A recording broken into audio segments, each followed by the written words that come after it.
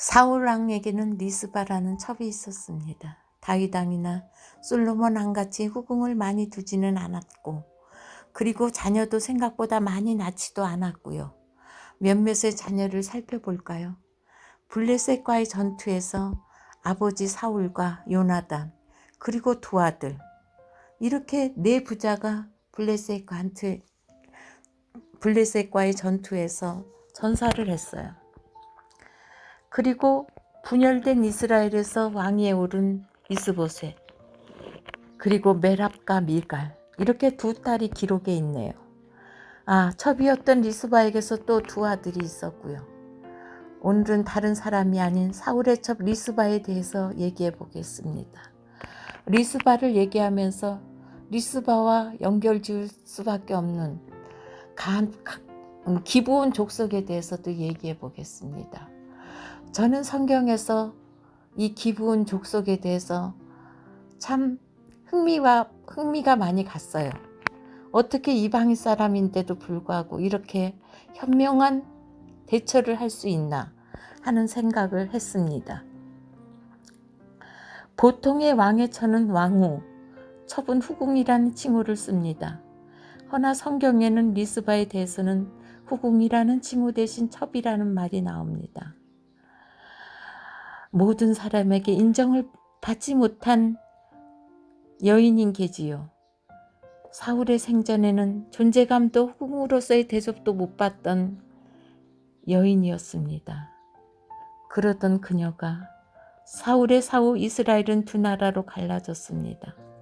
우리나라가 남과 북으로 갈라져 있는 것처럼 하나님이 선택하신 다윗이 헤브론에서 헤브론 왕으로 즉위하였고, 또한 이스라엘은 사울의 아들 이스보셋이 왕이 되었어요. 이렇게 분열된 나라에서 7년 반이란 시간이 흐른 후에 나라가 통일이 됐어요. 그것도 전쟁이 아닌 이런 이유에서요. 이유를 들어볼까요? 성경에는 이스보셋이 왕으로 있던 궁에서 리스바에서 시작된 갈등, 왕과 아브렐이라는 권력자 사이에 갈등이 생겼어요. 사무엘하 3장 6절에서 8절 말씀에 사울의 집과 다윗의 집 사이에, 중동의 간습에는 이런 문화가 있었어요. 성경 두 군데를 보시겠습니다. 다윗이 셋째 아들 압살론이 반역을 일으켰을 때 피난 중에 10후궁을 남겨두고 도망하던 모습이 성경에 나옵니다. 사무엘하 16장 21절 말씀에는 아히도일이 압살론에게 이르되 왕의 아버지가 머물러 두어 궁을 지키게 한 후궁들로 더불어 동침하소서. 그리하면 왕께서 왕의 부친이 미워하신 바 됨을 온 이스라엘이 들으리니 왕과 함께 있는 모든 사람이 힘을 더욱 강하여지리이다. 이에 사람들이 압살론을 위하여 지붕에 장막을 치니 압살론이 온 이스라엘 무리의 눈앞에서 그 부친의 후궁들로 더불어 동침하니라. 이렇듯 왕이 바뀌면 이런 일이 예사로 있는 일인 듯 합니다. 또 다른 장면을 볼까요? 다윗 왕의 임종 전 넷째 아들 아도니아가 자기 임의로 왕이 되는 모습을 볼 수 있습니다. 허나 하나님께서는 나단을 보내어 솔로몬에게 왕위를 물려주라는 이런 말씀을 하시죠. 다윗 왕은 솔로몬에게 왕위를 물려주고 죽습니다. 이제 아도니아가 솔로몬을 찾아와 목숨을 구걸하였습니다. 그래서 솔로몬은 자기의 형을 용서해 주었습니다. 그러고 나서 며칠 후 아도니아는 감히 다윗이 취했던 아비삭이란 여인을 아내로 달라는 청을 하는 모습이 보시겠습니다. 가로되 청컨대 수냄 여자 아비삭을 아도니아에게 주어 아내를 삼게 하소서. 솔로몬 왕이 그 모친에게 대답하여 가로되 어찌하여 아도니아를 위하여 수냄 여자 아비삭을 구하시나이까? 저는 나의 형이오니 저를 위하여 왕이도 구하옵소서. 아비삭은 다윗이 말년에 취한 여인이에요. 이것은 우리나라의 정서하고 전혀 맞지가 않죠. 이런 대화로 볼 때 단지 아내가 아닌 왕이 되지 못한 자의 자기 위안일까요? 한 구석, 자기도 왕으로서의 권위를 갖고 싶었는지 모릅니다. 아브렐과 같은 경우예요. 이렇듯 리스바는 왕과 왕이 되지 못한 자 사이에서 수치를 당하여 온 이스라엘의 이름이 알려졌겠지요. 궁중비사, 이런 것은 매스컴이 없더라도 국민들이 다 알 수 있잖아요. 그녀는 수치를 견디며 멸시를 견디며 살고 있을 때 그녀에게 불행이 닥치기 시작했습니다. 다윗 왕 치세 때 3년의 기근이 있었습니다. 3년 동안 가뭄이 들면 나라의 모습이 어떨까요? 우리나라에도 지금 봄가뭄이 무척 심합니다. 이 봄가뭄 가지고만 또 이렇게 힘든데, 농사가 잘 안 돼서 힘이 든데, 3년이라는 기근은 그 중동이라는 나라에서 참 견디기 힘들 거예요. 아마 나라의 근간이 흔들릴 지경일 거예요. 우리가 지금 그 이스라엘 땅에 기근이 내려서 다른 나라로 피난하는 모습을 많이 보잖아요, 성경에. 나오미가 그랬고, 또한 야곱이 가뭄을 피해서 이스라엘로 가던 모습을 다 알 수 있습니다. 지금같이 양수기가 있는 것도 아니고 댐이 있는 것도 아니기 때문에 다윗 왕은 하나님께 이 가뭄에 대해 하나님께 묻는 장면이 있어요. 하나님의 대답 말씀은 사울이 기브온 사람을 죽였기 때문이라고 하셨어요. 그래서 다윗은 기브온 사람을 불러 대화하는 장면이 나옵니다. 사무엘 21장 3절 말씀에 다윗이 저희에게 묻되 내가 너희를 위하여 어떻게 하랴? 내가 어떻게 속죄하여야 너희가 여호와의 기업을 위하여 복을 빌겠느냐? 기브온 사람이 대답하되 사울과 그 집과 우리 사이의 일은 은금에 있지 아니하오나 이스라엘 가운데서 사람을 죽이는 일은 우리에게 있지 아니하니이다. 왕이 가로되 너희의 말하는 대로 시행하리라.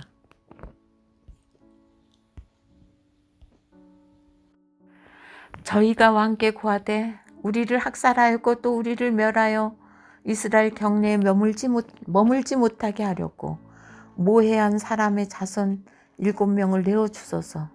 여호와의 빼신 사울의 고을 기브아에서 우리가 저희를 여호와 앞에 목매달아 달겠나이다. 왕이 가로되 내어주리라. 이게 무슨 일입니까? 무슨 청청병력 같은 소리입니까?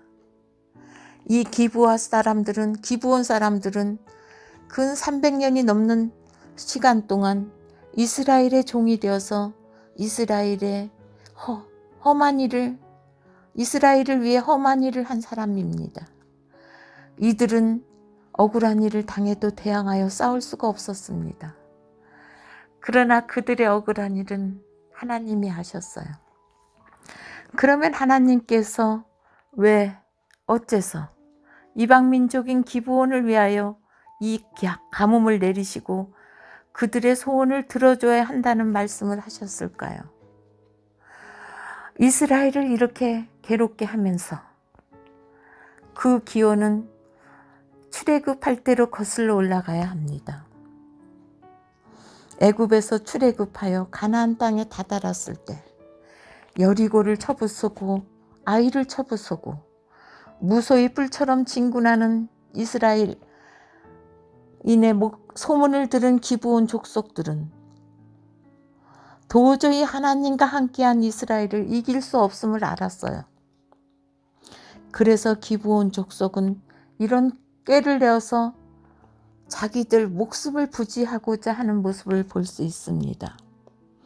여호수아 9장 3절 말씀에 기브온 거민들이 여호수아의 여리고와 아이에서 행한 일을 듣고 꾀를 내어 사신의 모양을 꾸미되 헤어진 전대와 헤어지고 찢어져서 기운 가죽 포도주 부대를 나귀에 싣고 그 발에는 낡아 기운 신을 신고 가죽 포도주 부대는 나귀에 싣고 이렇게 여호수아와 이스라엘을 속였습니다. 우리가 그들의 양식을 취하고 어떻게 할 것을 여호와께 묻지 아니하고 여호수아가 곧 그들과 합친하여 그들로 살리리라는 언약을 맺고 회중 족장들이 그들에게 맹세하였더라. 이스라엘 민족은 이때 기분이 상당히 고무되었던 것 같아요. 자기들이 400년 동안 종살이 하다가 지금 탈출했잖아요. 이제 종으로서의 신분을 벗어났어요. 그러고 왔는데 이 기브온 족속들이 자발적으로 이스라엘 민족의 종이 되겠다고 하는 겁니다. 이 이스라엘 민족들은 기분이 업이 됐어요. 그래서 그들은 하나님께 묻지도 아니하고 그들과 하나님의 이름으로 언약을 맺었어요. 자기들 이름으로 맺은 게 아니라 하나님의 이름으로 언약을 맺었어요. 해서 그 언약은 지켜져야 했습니다. 이제 사울의 자손 중에서 7명을 추려야겠지요. 먼저 리스바의 두 아들, 그리고 메랍의 아들 오형제. 이렇게 추려졌어요. 여기에서 사울의 아들은 리스바의 두 아들, 서자인 거죠. 이 서자인 두 아들만 남아있고 나머지는 없어요. 그리고 적손인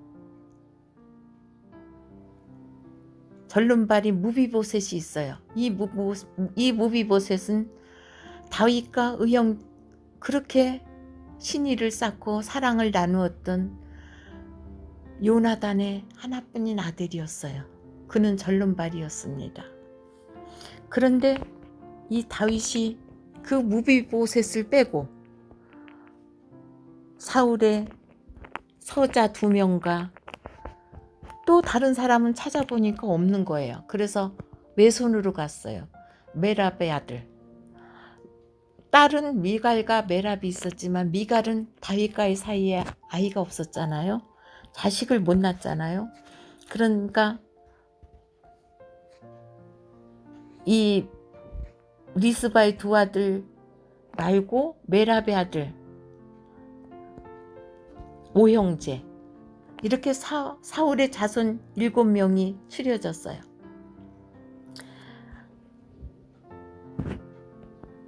그 7명은 할아버지의 고향으로 가서, 사울의 고향으로 가서 목 매달아 죽음을 당했습니다. 그런데 더 큰 비극은 그들의 죽음은 매장되지도 못했어요.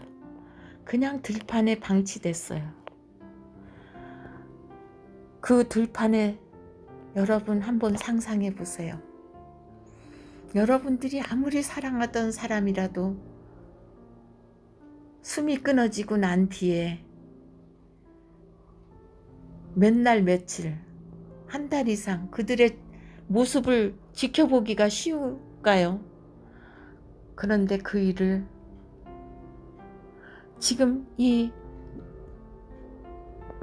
멸시받고 천대받던 이 첩 리스바가 하고 있는 것입니다.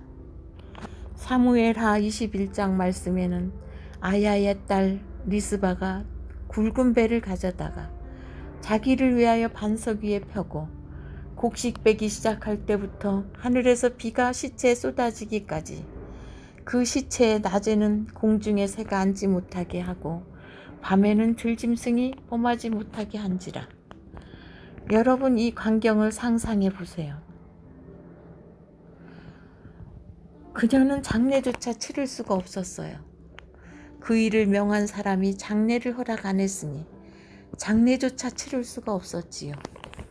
아야는 기브온 족속뿐만이 아니라 이스라엘 모든 민족에게조차 동정받지 못하고 미움을 받고 있는 거예요.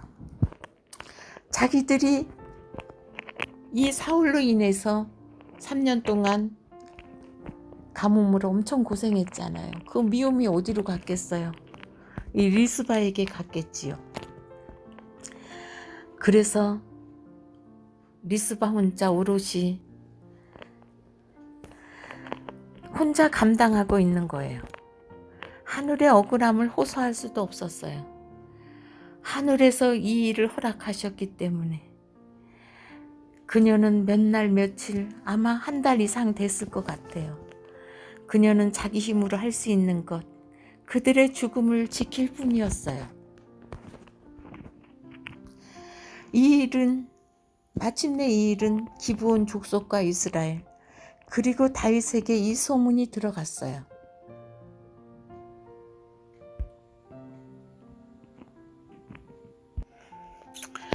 그들은 자기들이 멸시하던 이 여인이 그의 자녀들을 위해서 이렇게 헌신적인 모습을 보면서 그들의 분노는 사그러들었고 그들의 미움도 동정으로 바뀌었어요.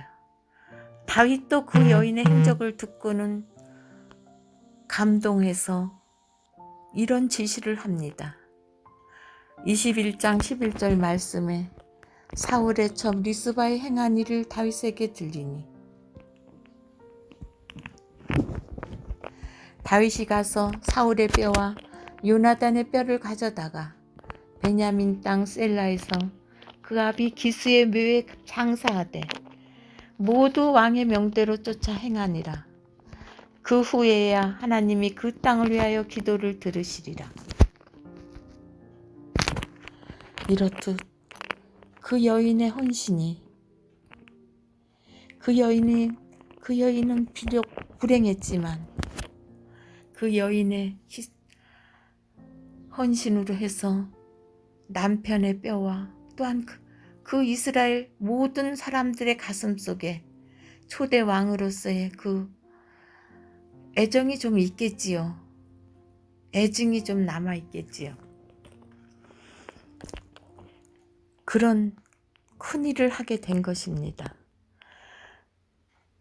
두 나라가 갈려졌을 때 이 리스바의 희생으로 전쟁 없이 피 흘림 없이 헤브론과 이스라엘이 통합이 되는 그런 사건이 있었고요. 이제 또 이 일로 해서 3년 동안 그 모진 가뭄을 겪던 그 가뭄이 이제 비가 내림으로써 그 가뭄이 해소됐어요. 이렇듯 하나님께서는 이스라엘 민족만을 위한 하나님이 아니시고요. 이방 족속인 기브온 족속에게조차 300년도 훨씬 전에 언약, 하나님의 이름으로 언약을 맺은 그 약속마저 신실히 지키시는 분은 다른 분이 아니신 우리 아버지세요. 이제 우리와의 언약이 남았네요. 우리 주님께서는 내가 다시 와서 나 있는 곳에 너희도 있게 하리라는 말씀하시면서 하늘로 가셨습니다. 이제 우리는 그 언약이 지켜지기만을 기다리고 우리는 그를 기다리기만 하면 되는 것이에요.